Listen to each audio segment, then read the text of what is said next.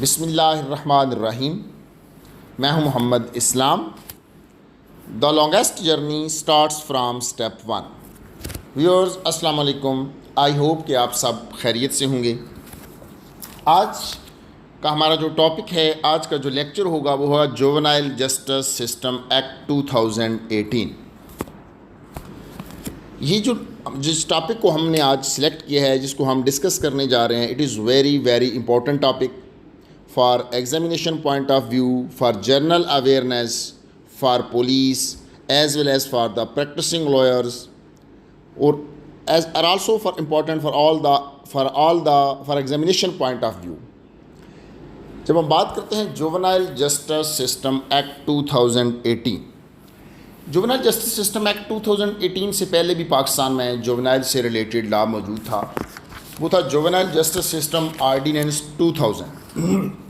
Basically 2018 में इस act के ज़रिए सर्टन जो न्यू एस्पेक्ट्स थे उनको ऐड किया गया, सर्टन इसमें अमेंडमेंट्स की गई, और आज अभी जो इस वक्त इम्प्लीमेंट एक्ट है वो है जुवेनाइल जस्टिस सिस्टम एक्ट 2018। इसको JJSA 2018 भी कहा जाता है। अब इसका जो बेसिक पर्पस था इसका, वो ये था कि जो जुवेनाइल है उसके राइट्स को प्रोटेक्ट किया जाए, यानी उसको एक सोशल जस्टिस जो है, यानी एडमिनिस्ट्रेशन ऑफ जस्टिस में उसके राइट्स का लिहाज रखा जाए। उसको कोशिश की जाए कि वो एक बच्चा जिसने एक जुर्म कमिट किया है उसको माशरे के लिए एक अच्छा शहरी बनाया जा सके। ये एक्ट नंबर जो है इसका 21/2018 है। जब हम बात करते हैं इसकी इम्प्लीमेंटेशन की, इसकी टोटल सेक्शंस की, तो बेसिकली ये एक्ट जो है इसकी टोटल 25 सेक्शंस हैं। और जो सेक्शन नंबर 1 है, इट इज़ वेरी सिंपल। ये हमेशा एप्लीकेबिलिटी के बारे में, कमेंसमेंट के बारे में बताती है। जो जुवेनाइल जस्टिस सिस्टम एक्ट यानी JJSA 2018 जो है ये होल ऑफ पाकिस्तान में एप्लीकेबल है, और जो ही जिस वक्त ये पास हुआ एज फोर्थ विद इसको इम्प्लीमेंट कर दिया गया। Section 2 as usual definition class होती है, जिस तरह बाकी लॉज में है इस तरह इस लॉ में भी JJSA में भी सेक्शन 2 जो है डेफिनेशंस को, सर्टन जो इंपॉर्टेंट डेफिनेशंस हैं उनको डील करती है। एक तो सबसे जो बेसिक बात है कि जो चाइल्ड से मुराद क्या है, यानी ऐसा बच्चा ऐसा शख्स जिसने who has not attend the age of 18 years, यानी ये चाइल्ड इस लॉ के तहत JJSA के लिए चाइल्ड से मुराद वो होगा कि जिसकी एज अभी तक 18 साल नहीं हुई, यानी एज जो ही एज जो है 18 ईयर्स की लिमिट तक पहुंचेगी तो देन वो पर्सन जो है JJSA के पर्पज़ के लिए he will not be no more child. जब हम बात करते हैं कोड की फॉर दिस एक्ट, तो कोड मीन्स है कोड ऑफ क्रिमिनल प्रोसीजर 1898। अच्छा, यहाँ पे गवर्नमेंट से मुराद फेडरल गवर्नमेंट भी है, प्रोविंशियल गवर्नमेंट भी है। गार्डियन से मुराद यह है कि या तो कोई शख्स कोर्ट के ज़रिए गार्डियन मुकर्रर किया हो, या जिसकी एक्चुअल कस्टडी, एक्चुअल केयर में बच्चा रह रहा हो, he is also guardian for the purpose of this act. अच्छा, आगे आती है डाइवर्जन। ये बेसिकली एक नई चीज़ इस एक्ट में ऐड की गई, जो कि पहले एक्ट में, जो पहले ऑर्डिनेंस, जो पहला लॉ था उसमें एब्सोल्युटली नहीं थी। डाइवर्जन बेसिकली एक अल्टरनेट प्रोसेस इसमें ऐड किया गया, यानी एक ऐसा प्रोसेस इसमें ऐड किया गया जिसको आगे जाके हम डिटेल डिस्कस करेंगे कि अगर माइनर की रिस्पॉन्सिबिलिटी जो है उसको डिटरमिन कर दिया, यानी without adopting the trial procedure, यानी उसको अगर ऐसा कर दिया जिसके साथ माइनर ने ऑफेंस कमिट किया है उसको भी कंपनसेट कर दिया जाए, माइनर की भी इस्लाह हो जाए। इसके लिए आगे हम जाके डिटेल जो है वो डिटेल इसमें आगे डिस्कशन करेंगे कि डाइवर्जन क्या है। अब जब हम बात करते हैं ऑफेंसेस की, तो for the purpose of this act 3 किस्म के जो JJSA को for the purpose of minor 3 categories में डिवाइड किया गया। Number 1 heinous offence, number 2 major offences, number 3 minor offences.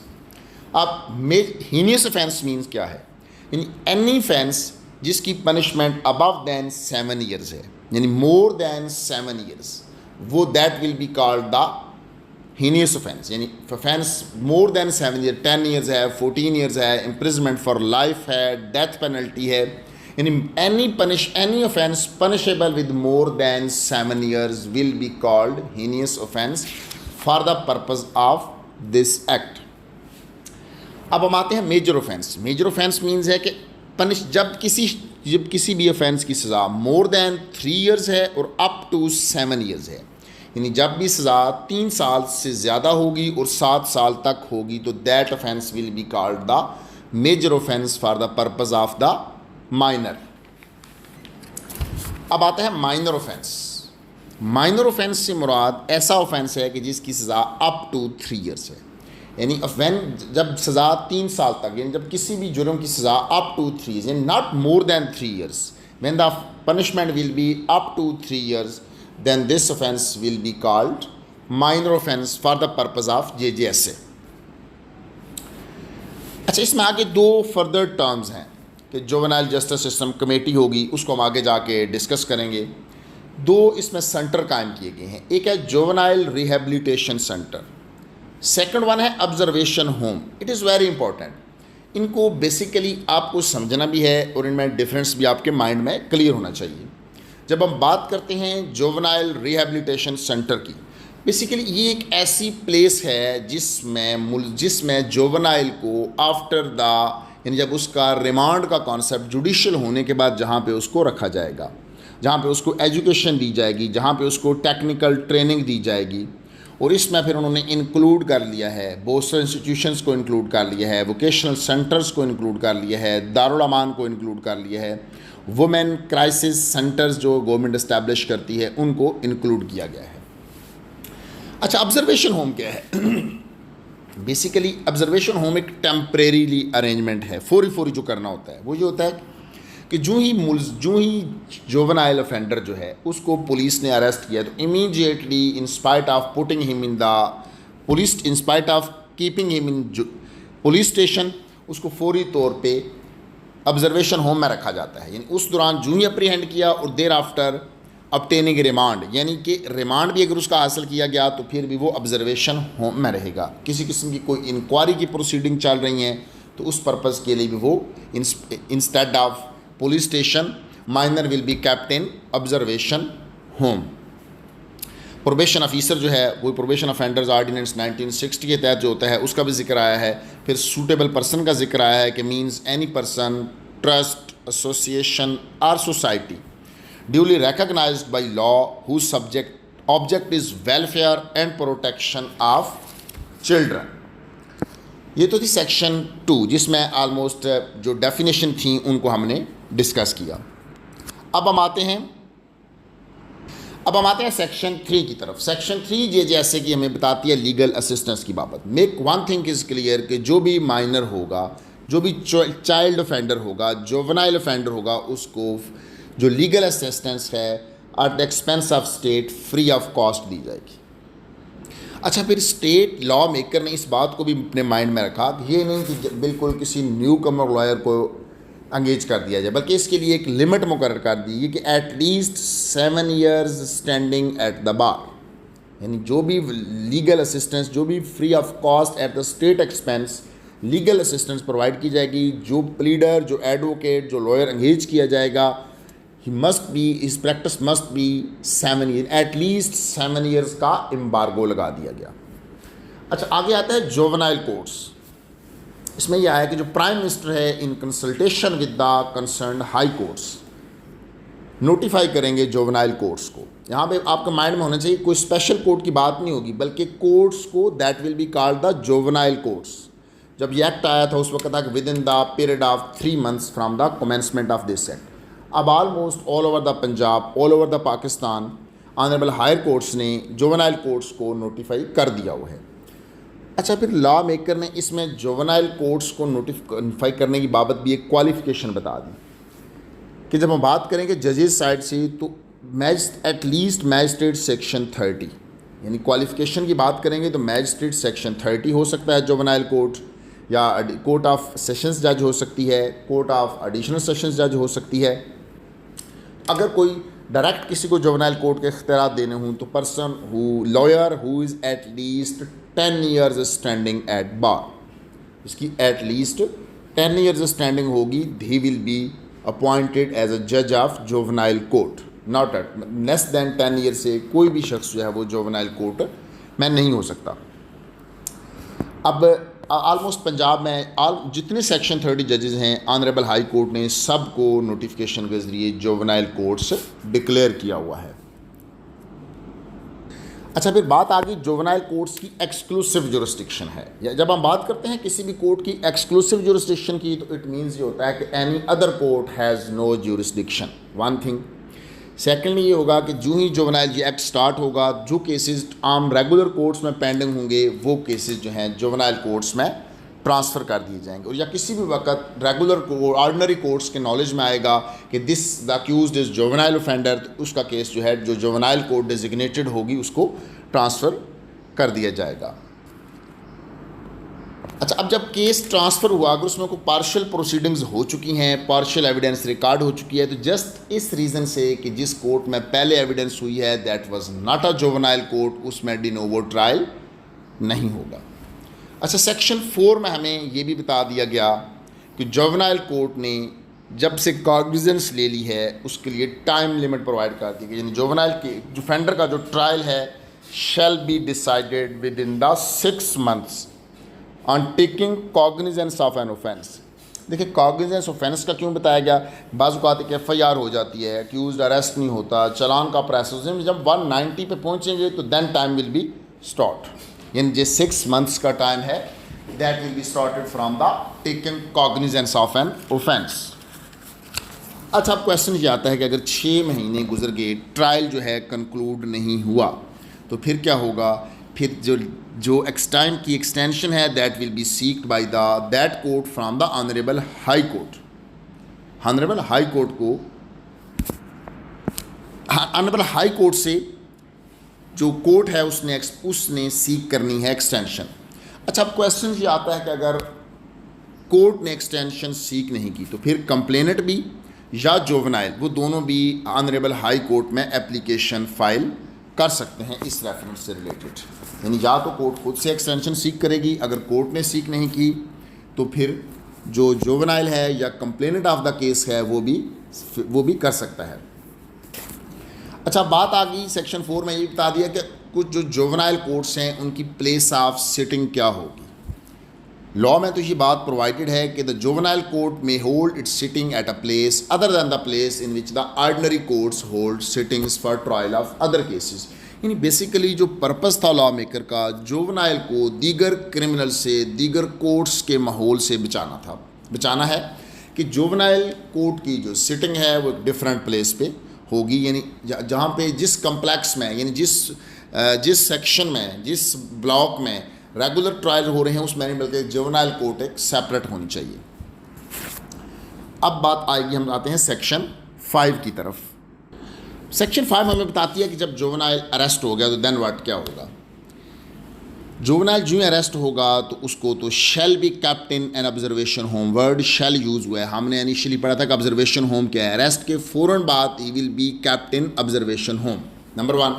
Number 2, officer in charge of police station, यानी जो SHO है वो एज सुन एज पॉसिबल क्या करेगा, इमीडिएटली इन्फॉर्म करेगा गार्डियन ऑफ द जुवेनाइल। जो ही उसके बारे में उसको पता चलेगा कि जुवेनाइल को जो इमीडिएटली जो है वो उसको उसके गार्डियन को बताएगा, उसको इस सारी सिचुएशन के बारे में बताएगा, और गार्डियन को ये बात भी बताई जाएगी कि जुवेनाइल को at what time and in which court, in date, time और वेन्यू, जिस जगह पे जिस जुवेनाइल कोर्ट में जुवेनाइल ऑफेंडर को पेश करना है वो सारी तफसील जो है SHO इज़ बाउंड है, officer in charge of the police station is bound है कि वो गार्डियन को बताएगा।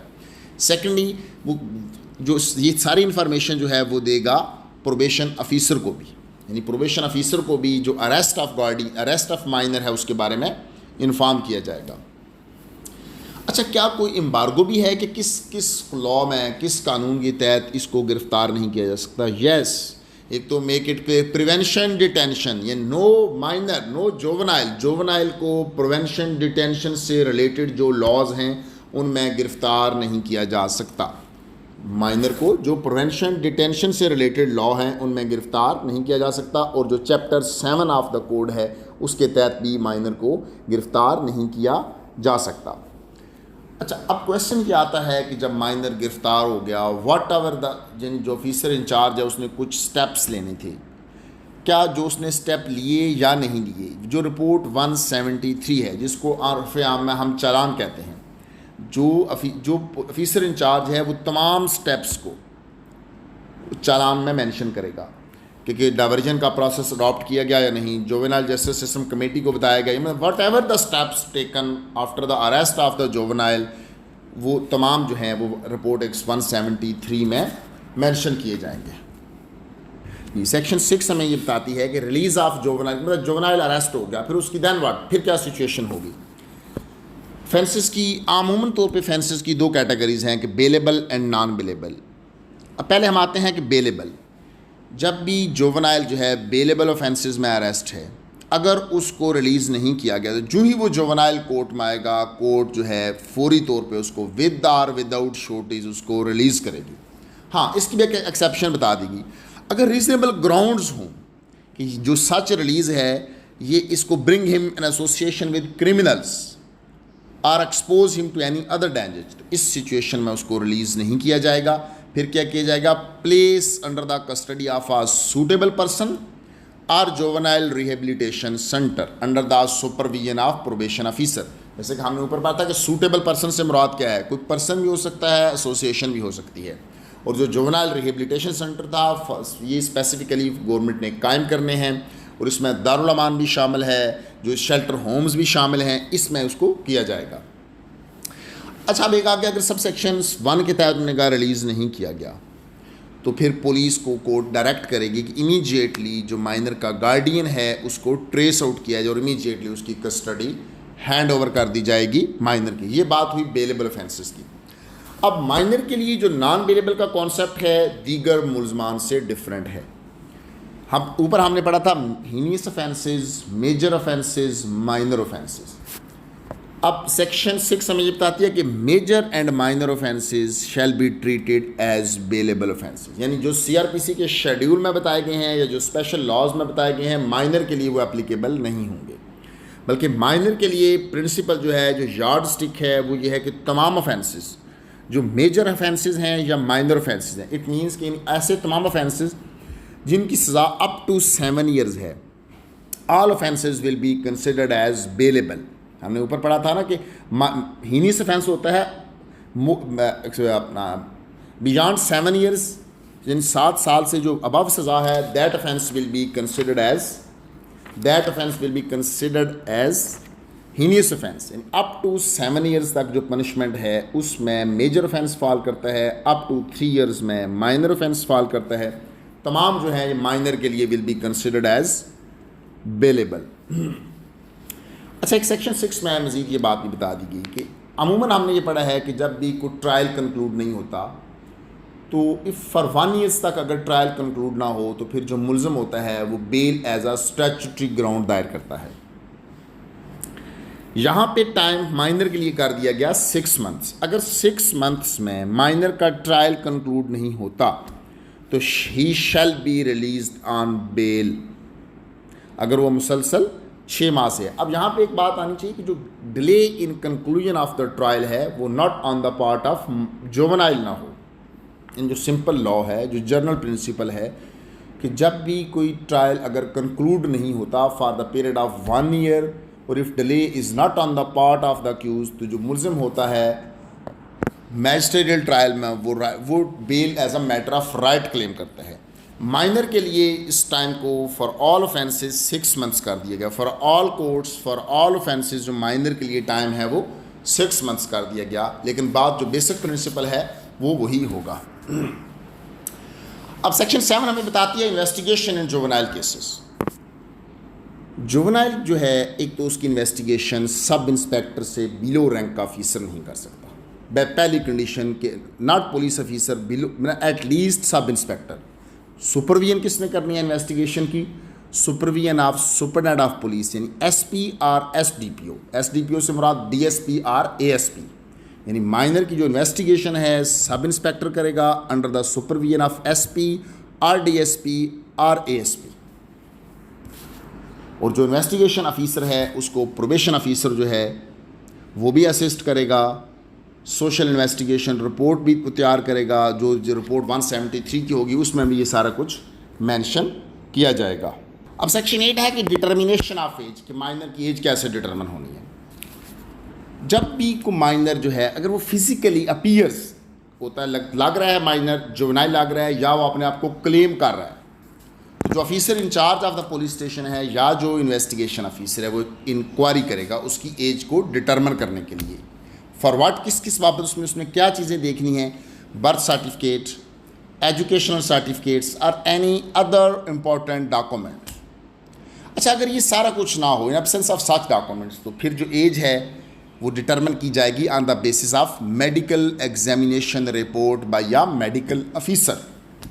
इसी तरह जब जुवेनाइल जो है वो जुवेनाइल कोर्ट में आएगा at the time of granting remand 167 के तहत फर्दर डिटेंशन के लिए भी, उसमें भी अवेलेबल रिकॉर्ड होगा। अवेलेबल रिकॉर्ड में कोर्ट भी अपना ऑर्डर पास करेगी, including the report submitted by the police और मेडिकल एग्जामिनेशन रिपोर्ट बाय या मेडिकल ऑफिसर। अब आ जाएगा सेक्शन 9 में बताती है कि disposal of cases through diversion.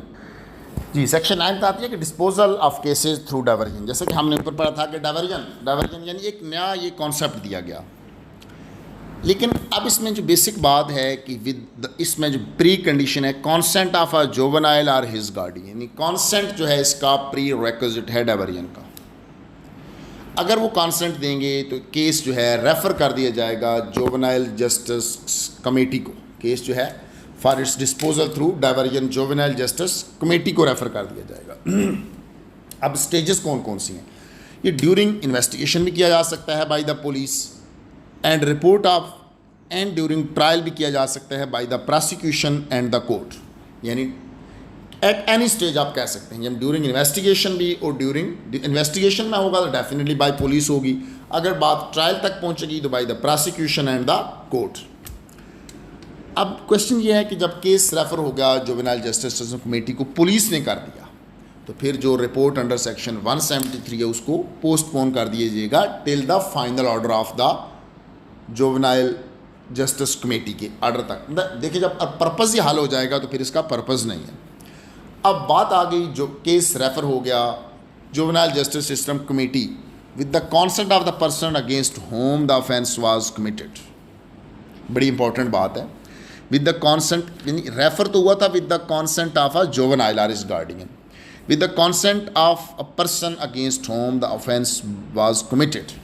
अब उसको डिस्पोज उस शख्स की भी, जो कंप्लेनेंट है, जो विक्टिम है, उसकी कॉन्सेंट भी रेलिवेंट हो जाएगी by resorting to different modes of diversion including, कोई भी हो सकते हैं, ये भी इंक्लूड कर दी गई हैं। कैसे?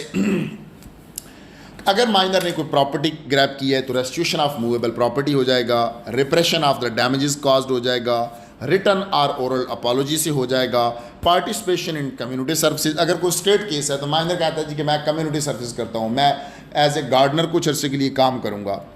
Payment of fine and cost of the proceedings में भी हो सकता है। प्लेसमेंट इन जुवेनाइल रिहेबिलिटेशन सेंटर, यानी कि अगर उसको रिहेबिलिटेशन सेंटर में प्लेस कर दिया जाए। रिटर्न एंड ओरल रेप्रीमांड, यानी उसको ज़बानी तौर पर भी, मतलब आमतौर पर कहा जाता है भाई आपने अच्छा बच्चा बन के रहना है। रेप्रीमांड जो होता है कि हाँ भाई आज के बाद आपने ये कोई ऐसी हरकत नहीं करनी। अब क्वेश्चन आ गया कि अगर स्टेट फंक्शनरी, अगर कंप्लेनेंट जो है स्टेट है, जैसे 13-20-65 के केसों में या कोई भी इस तरह जिसमें स्टेट कंप्लेनेंट हो, तो फिर जो प्राइवेट पर्सन का जो राइट था वो किसके पास होगा? That will be exercise by the public prosecutor, जिसको हम ADPP, DDPP, जो हमारे सरकारी वकील जो स्टेट काउंसिल होते हैं वो कंप्लेनेंट की जगह आ जाए। प्राइवेट कंप्लेनेंट होगा तो फिर वो जो कॉन्सेंट देनी है डिस्पोजल के लिए प्राइवेट पर्सन ने देनी है थ्रू डाइवर्जन, अदरवाइज उसने देनी है। अब क्वेश्चन आता है क्या डाइवर्जन तमाम केसेस की बाबत हो सकती है? नहीं, डाइवर्जन होगी जस्ट मेजर और माइनर ऑफेंसेस के लिए। अच्छा, फिर एक और मोस्ट इंपॉर्टेंट बात है कि for the purpose of diversion all offences either minor और मेजर शैल बी कंपाउंडेबल, यानी तमाम माइनर और मेजर ऑफेंसेस हैं for the purpose of diversion shall be considered compoundable. अब आपने ऊपर पढ़ा कि डाइवर्जन जो एक्सरसाइज होगी माइनर ऑफेंसेस में है तो up to the age of 18 years होगी, लेकिन जब हम बात करते हैं मेजर ऑफेंसेस की तो फिर not more than the 16 years, यानी अप टू 16 ईयर्स एज में मेजर ऑफेंसेस की भी डाइवर्जन के थ्रू उसको हम रिजॉल्व कर सकते हैं। आगे आते हैं सेक्शन 10 की तरफ। अच्छा, सेक्शन 10 बताती है कि जुवेनाइल जस्टिस सिस्टम कमेटी, जो ही जब ये एक्ट जो है इम्प्लीमेंट किया गया तो ये कहा गया जी कि द कंसर्न सेशंस जज जो है in consultation with the law and justice division in each session division वो एक जुवेनाइल जस्टिस सिस्टम कमेटी बनाएगा। जुवेनाइल जस्टिस सिस्टम कमेटी जो है 4 मेंबर्स पर मुश्तमिल होगी। Serving judicial magistrate section 30 will be the head of the committee 1. Secondly, district public prosecutor. Thirdly, member of a local bar but at least 7 years standing, appointed by the concerned sessions judge for period of 2 years. Fourth one, serving probation officer or social welfare officer not below the rank of an officer in grade 17. ये तो होगी कि 4 लोग होंगे, magistrate section 30, district public prosecutor, lawyer, 7 years standing, probation officer और social welfare officer. अब जो juvenile justice system committee है, इसकी सिटिंग कहाँ होगी? प्रेफरेबली इसकी जो सिटिंग है in the premises where the juvenile court holds sitting. और इसके फंक्शंस क्या होंगे? मेनली इसके 3 फंक्शंस हैं कि disposal of cases through diversion. हमने ऊपर सेक्शन 9 में पढ़ा था ना कि जब केस आएगा डाइवर्जन के ज़रिए किस में आएगा? जुवेनाइल जस्टिस सिस्टम कमेटी में। तो ये सबसे मेन फंक्शन इसका ये है कि for 1 month from the date of referral, यानी 1 month के दौरान जुवेनाइल जस्टिस सिस्टम कमेटी ने जो केस उसको थ्रू डाइवर्जन रेफर हुआ है उसको डिसाइड करना है। Secondly, juvenile justice system committee जो है observation homes, juvenile rehabilitation centres, यानी जहाँ भी जुवेनाइल को रखा गया है उसको इंस्पेक्ट कर सकती है, उसको सुपरवाइज करना जुवेनाइल जस्टिस सिस्टम कमेटी का डोमेन है, जुवेनाइल जस्टिस सिस्टम कमेटी की पावर है। या सच अदर फंक्शंस एज में बी प्रेस्क्राइब्ड, जो भी कोई और इसके अलावा भी अगर को अपने जुवेनाइल जस्टिस सिस्टम कमेटी अपने प्रेस्क्राइब्ड लॉ में मौजूद हूँ या वो प्रेस्क्राइब कर ले। अब जो सेशंस जज है, जो स्टाफ की प्रोविजन है, वो सेशंस जज जो each of the respective district है वो पावर्स उसके पास हैं। अब हम आते हैं जुवेनाइल कोर्ट का प्रोसीजर क्या होगा। सेक्शन 11 इसको डील करती है। एक तो जो ट्रायल कोर्ट का प्रोसीजर है CRPC में एक आम ऑर्डिनरी ट्रायल कोर्ट्स का प्रोसीजर है, दैट विल बी एप्लीकेबल, लेकिन इसमें सर्टन जो हैं नो पर्सन शैल बी, इसमें सर्टन चीज़ें मज़ीद ऐड कर दी गई हैं। नंबर 1, एक तो देखें हमारा ओपन कोर्ट्स का कॉन्सेप्ट है, but when we are talking about the juvenile court there is will be no concept of open court. In camera trial होगा, इन कैमरा प्रोसीडिंग्स होंगी। No person shall be present at any sitting of the juvenile court. Court कौन मौजूद है? कोई शख्स मौजूद नहीं होगा, ये तो हुई general principle. Staff and officers of the juvenile court, parties to the case मौजूद होंगी।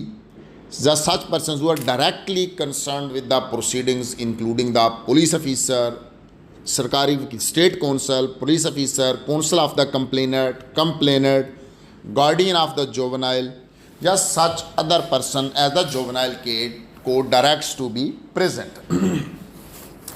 अच्छा, इन ये लोग जो मौजूद हैं, in spite of that fact अगर ड्यूरिंग प्रोसीडिंग्स कोर्ट ये समझती है कि ये किस डिसेंसी मोरालिटी की वजह से उनमें से भी किसी शख्स को कोर्ट जो है बाहर भेज सकती है। अब बात रहेगी ट्रायल की। देखिए, हम एक जनरल बात जो है, जनरल जो प्रोसीजर आम ट्रायल में है कि अगर मुलज़म एक हो तो उसकी हाज़िरी माफ़ नहीं हो सकती, एक से ज़्यादा मुलज़म हो तो बकिया की माफ़ हो सकती है। वन ऑफ द अक्यूज्ड ने जो है कोर्ट की प्रोसीडिंग्स को ज्वाइन करना होता है, लेकिन जुवेनाइल के लिए इसमें भी इसको अमेंड कर दिया गया।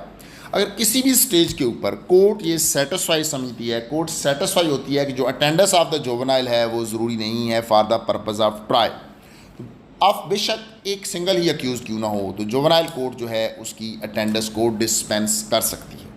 वो ट्रायल जो है in absence of the juvenile हो सकता है। अमूमन इसमें जो प्लीडर है फिर उसकी जगह प्लीडर जो है वो प्लीडर की जैसे आम रूटीन में होता है कि जो हाजिर जब हम किसी का एग्जाम्प्ट करते हैं, जो एडवोकेट है, जो प्लीडर होता है उसकी जगह अटेंडेंस देता है। अब अगर जुवेनाइल कोर्ट्स में आया, देखिए आम मुलज़म जब कोर्ट्स में आता है तो उसकी ट्रीटमेंट उसने अपनी खुद करवानी है, लेकिन अगर जब कोई जुवेनाइल मुलज़म जो है ड्यूरिंग ट्रायल कोर्ट ये समझती है कि ये बीमार है अदर फिज़िकली और मेंटली, तो कोर्ट जो है उसको रेफ़र करेगी हॉस्पिटल, मेडिकल इंस्टीट्यूशन, उसका जो तमाम एक्सपेंस है, एक्सपेंस ऑफ स्टेट जो है उसका ट्रीटमेंट होगा। यानी जुवेनाइल अक्यूज़ का जो ट्रीटमेंट है ड्यूरिंग ट्रायल वो भी eight the expense of state होगा। अब आगे बात सेक्शन 12 है कि trial of juvenile with adult persons. क्या जुवेनाइल का ट्रायल जो है अडल्ट पर्सनस के साथ हो सकता है या नहीं। जो जनरल रूल है कि नो जुवेनाइल में B charged with and tried for an offence together with an adult, यानी अडल्ट के साथ उसका ट्रायल एब्सोल्युटली नहीं होगा, यानी अडल्ट के साथ ट्रायल नहीं होगा। This is the general principle. अच्छा, लॉ में जैसे कि आपको नॉलेज में है कि हर जनरल प्रिंसिपल की कोई ना कोई एक्सेप्शन होती है। सेम लाइक दिस एक्सेप्शन यह कि अगर जुवेनाइल कोर्ट जो है इस सेटिस्फाई होती है, कोर्ट एक ऑर्डर पास करती है कि in the interest of justice है to hold a joint trial, तो फिर जुवेनाइल का ट्रायल जो है अडल्ट के साथ जुवेनाइल ट्रायल का, जो जुवेनाइल और अडल्ट का जॉइंट ट्रायल हो सकता है। अच्छा, लेकिन अगर in case of joint trial है तो कोर्ट जो है उसकी फिजिकल प्रेजेंस जो है विद और विदाउट एनी एप्लीकेशन, कोर्ट जो है उसकी अटेंडेंस जो है एग्जेम्प्ट कर सकती है। जो before it without any application अगर जॉइंट ट्रायल होगा तो court make a word use हुआ है, कोर्ट उसकी एग्जेम्प्ट कर सकती है और कोर्ट उसको अलाउ कर सकती है to join the proceedings through audio और वीडियो टेक्नोलॉजी लिंक। ऑडियो और विजुअल टेक्नोलॉजी मतलब ऑडियो वीडियो लिंक के ज़रिए भी कोर्ट जो है ऐसी सिचुएशन में जब जॉइंट ट्रायल होगा तो कोर्ट आज खुद से सो मोटो एट इट्स ओन जो है कोर्ट उसकी एग्जेम्पशन करने के बाद उसकी कर सकती है। अच्छा, section 13 is the most important section क्योंकि it is the new one. पहले जो जुवेनाइल जस्टिस सिस्टम ऑर्डिनेंस 2000 था उसमें ये प्रोविजन मौजूद नहीं थी कि disclosure of identity of the juvenile,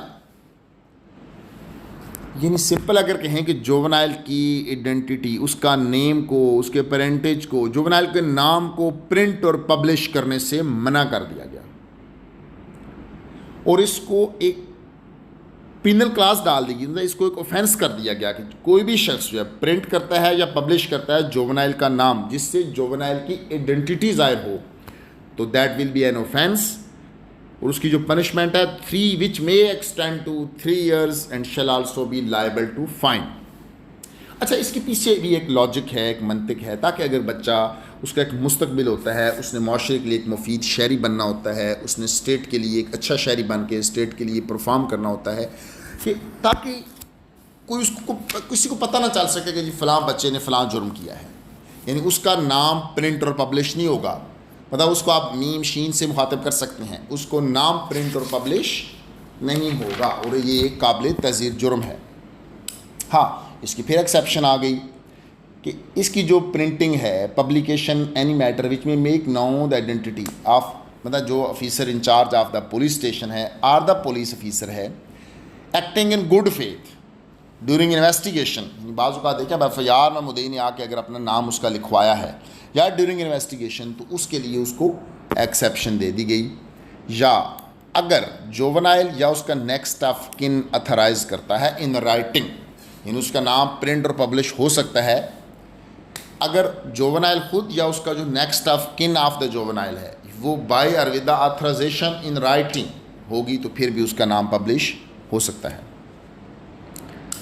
हाँ, फिर आगे कि no such authorisation shall be given by the next of kin to another anybody other than the chairman और the secretary by whatever named called of any recognised welfare institution और organisation. यानी जो next of किन ने देनी है वो ऐसा नहीं हो सकता कि कोई भी हो, बल्कि चेयरमैन या secretary by whatever name called of any recognised welfare institution और ऑर्गेनाइजेशन उसके ज़रिए होगी। अब यहाँ पे रिकॉग्नाइज्ड वेलफेयर इंस्टीट्यूशन से मुराद क्या है? सोशल वेलफेयर इंस्टीट्यूशन और organisation recognised in this behalf by the government. फिर है कि अगर कोई शख्स किसी किस्म की, ऊपर तो आया था नाम, अगर कोई जुवेनाइल कोर्ट्स की प्रोसीडिंग जो है प्रिंट करता है या पब्लिश करता है without the previous permission of the juvenile court तो that is also an offence. उसकी जो पनिशमेंट है शैल बी पनिश विच में extend to 2 years and shall also liable to fine. अब दोनों सेक्शंस में, यानी सेक्शन 13 की सब सेक्शन 1 ये थी कि जो कोई नेम पब्लिश करता है माइनर का। ये जो सेक्शन सब सेक्शन 3 है जो प्रोसीडिंग्स जुवेनाइल से रिलेटेड जो है उनको अगर पब्लिश करता है तो that also will be an offence. जी अब हम आते हैं सेक्शन 14 की तरफ कि रिपोर्ट ऑफ प्रोबेशन ऑफिसर। जैसे कि हमने प्रोबेशन ऑफिसर के बारे में पढ़ा है जो 1960 के लॉ के मुतल्लिक होता है, क्योंकि प्रोबेशन ऑफिसर आमतौर पर भी रेलिवेंट है क्रिमिनल केसेस में, बट जब हम बात करते हैं जुवेनाइल फेंडर की तो जुवेनाइल जस्टिस कमेटी का भी वो मेंबर होता है। अब जो प्रोबेशन ऑफिसर है सेक्शन 14 ये कहती है वो रिपोर्ट सबमिट करेगा जुवेनाइल्स की करैक्टर की बाबत, educational, social and moral background की बाबत, juveniles admission of committing an offence if any made with free consent and voluntarily, मतलब अगर जुवेनाइल जो है अपने ऑफेंस को एडमिट करना चाहता है उसकी बाबत करेगा, या कोई भी एविडेंस जिससे एक्चुअली पता चला हो कि उसने ऑफेंस कमिट किया है। All legal and appropriate assistant provided at all level to juvenile, जो भी उसमें मेडिशंस के रिलेटेड यानी डाइवर्जन से related, compromise with the complainant और victim and possibility of settlement है उसकी बाबत भी रिपोर्ट सबमिट करेगा। आगे फिर जो उसकी जो possibility to juvenile rehabilitation centre और रिलीज ऑन प्रोबेशन की बाबत भी वो रिपोर्ट्स, मतलब ये सर्टन ड्यूटीज़ हैं प्रोबेशन ऑफिसर की कि उसने उसकी करैक्टर, एजुकेशन, कन्फेशन और एडमिशन, उसकी जो एविडेंस आई है, जो उसने अपनी एफर्ट्स मेड की हैं मीडिएशन के लिए, कंप्रोमाइज़ के लिए, उस सब की बाबत एक रिपोर्ट सबमिट करेगा। अगर जुवेनाइल कोर्ट जो है उसको जो उसने रिपोर्ट सबमिट की है, कोर्ट की ये ओपिनियन है, कोर्ट सेटिस्फाई होती है कि one of them disputes the contents और views content, juvenile court may give such juvenile the escape opportunity of producing such evidence as may be relevant to the matter stated in the report. Court जो है वो probation officer को permit कर देगी, यानी जो उसने रिपोर्ट सबमिट की सब सेक्शन 1 के तहत उसको कोर्ट अगर वेटेज देती है तो उस एविडेंस को रिकॉर्ड पर लाने की कोर्ट जो है वो परमिशन ग्रांट कर देगी।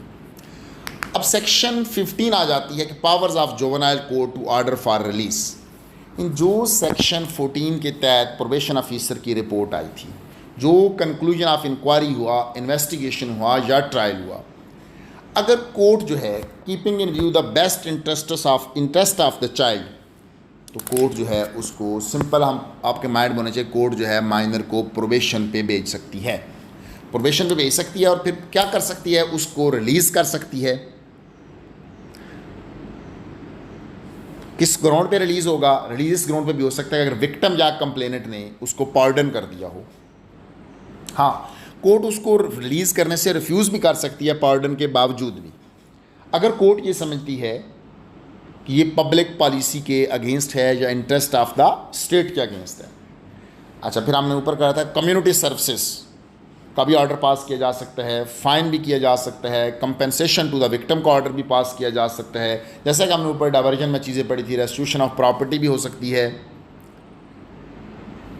फिर कोर्ट ये भी कर सकती है कि उससे बॉन्ड उसको कि ये probation for a good conduct, उसको गुड कंडक्ट का भी कह सकती है, उसको गार्डियन की केयर में भी दे सकती है या किसी सूटेबल पर्सन की केयर में भी दे सकती है, या जुवेनाइल रिहेबिलिटेशन सेंटर में भी उसको भिजवाया जा सकता है। लेकिन जो उसका टाइम लिमिट कितना होगा, not exceeding the period of confinement awarded to such juvenile, यानी अब जुवेनाइल का ट्रायल हो गया या उसके एडमिशन कन्फेशन की बेस पे जो उसको कन्विक्शन जो ऑर्डर कोर्ट ने पास किया कन्फाइनमेंट के हवाले से, जो उसकी प्रोबेशन का टाइम होगा वो उससे ज़्यादा नहीं होगा। फिर उससे कोर्ट जो है उससे रिपोर्ट भी मांग सकती है प्रोबेशन ऑफिसर से। प्रोबेशन ऑफिसर अगर ये रिपोर्ट देता है जी कि माइनर गुड बिहेवियर नहीं कर रहा, तो कोर्ट जो है प्रोबेशन ऑर्डर को कैंसिल भी कर सकती है। यानी प्रोबेशन लॉ सेपरेटली मौजूद है, लेकिन जुवेनाइल जस्टिस सिस्टम एक्ट 2018 में भी इन प्रोविजंस को अगेन फोकस किया गया, अगेन दोबारा इंसर्ट किया गया। अच्छा जी, अब आता है सेक्शन 16 कि क्या कौन कौन से ऑर्डर्स हैं जो जुवेनाइल की बाबत पास नहीं किए जाएंगे। नंबर 1 तो जुवेनाइल को डेथ पेनल्टी नहीं हो सकती। वन थिंग, इवन 302 क्यों ना हो, whatever the offence, no concept of death penalty, यानी माइनर को डेथ के अलावा सारी सज़ाएँ कैद की सूरत में हो सकती हैं। नंबर 2, जुवेनाइल्स को अब रिगोरस इम्प्रिजनमेंट नहीं दे सकते, क्योंकि कोई हार्ड लेबर नहीं करवा सकते, उसको फैटर्स नहीं डाल सकते, ठीक है जी, उसको किसी किस्म की कॉर्पोरल पनिशमेंट नहीं दी जा सकती, यानी जिस्मानी सज़ा किसी किस्म की सिंपल इम्प्रिजमेंट हो सकती है, किसी किस्म की corporal punishment, factors, rigorous imprisonment नहीं दी जा सकती। अब सेक्शन 16 ये कहती है कि उसको हैंड कफ्स भी नहीं लगाए जा सकते, लेकिन इसके साथ फिर प्रोवाइजो आ गई कि अगर माइनर की एज मोर देन 16 ईयर्स है और वो हीनियस केसेस में इन्वॉल्व है या वो प्रीवियसली उसको इम्प्रिजनमेंट फॉर लाइफ हुई हुई है, तो फिर जो है वो हैंड कफ्स हो सकती हैं या फिर उसको सॉलिटरी कन्फाइनमेंट भी हो सकती है, but that will not be exceed 24 hours. यानी अब माइनर के बारे में ये भी हो गया कि उसको एक तो कॉर्पोरल पनिशमेंट नहीं हो सकती, डेथ पेनल्टी नहीं हो सकती, हैंड कफ्स नहीं हो सकती, बेड़ियाँ नहीं डाली जा सकती, लेबर नहीं करवाई जा सकती और कन्फाइनमेंट, सॉलिटरी कन्फाइनमेंट नहीं दी जा सकती। हाँ, बेड़ियाँ, हैंड कफ्स की और सॉलिटरी कन्फाइनमेंट की फिर एक्सेप्शन आ गई कि अगर वो पहले से इम्प्रिजमेंट फॉर लाइफ उसको किसी फेंस में हुई है तो फिर उसको, लेकिन वो सॉलिटरी कन्फाइनमेंट भी 24 आवर्स से ज़्यादा नहीं होगी। अब आते हैं सेक्शन 17 की तरफ। सेक्शन 17 डील करता है कि special provision for female juvenile, यानी अगर जो जोवेनाइल ऑफेंडर है वो फीमेल हो तो एक तो उसकी जो इन्वेस्टिगेशन है बी अप्रीहेंड, उसको जो no female juvenile shall be apprehended और investigated by a male police officer, यानी जो भी अगर माइनर जो नाबालिग है, जो जोवेनाइल है वो फीमेल है, इसको अरेस्ट भी मेल पुलिस ऑफिसर नहीं करेगा, इन्वेस्टिगेशन भी मेल पुलिस ऑफिसर नहीं करेगा और वो प्रोबेशन ऑफिसर भी मेल की सुपरविजन में नहीं रहेगी बल्कि फ़ीमेल की सुपरविजन में रहेगी। और वो जिस जुवेनाइल रिहेबिलिटेशन सेंटर में उसको रखा जाएगा वो भी एक्सक्लूसिवली फॉर फीमेल्स के लिए होगा। अभी जब हम बात करते हैं अपील की, तो अपील उसकी हो सकती है जैसे कि आम जो ऑफेंडर्स की हो सकती है। हाँ, अपील जो है जुवेनाइल के बिहाफ पे उसका गार्डियन भी कर सकता है और जो जुवेनाइल अगर कोई एक्विटल आर्डर से कोई अग्रीव्ड है तो उसकी अपील भी 30 डेज़ में हो सकती है। अच्छा, section 19 is the most important section. It is also a new thing for me. Believe करें कि जुवेनाइल के बारे में ये है कि जी जुवेनाइल को अगर किसी जुर्म में कोई कन्विक्शन हुई है, कन्विक्शन तो हो गई उसको, बट कन्विक्ट भी हो गया, but shall not suffer a disqualification if any attaching to the conviction of an offence under such law.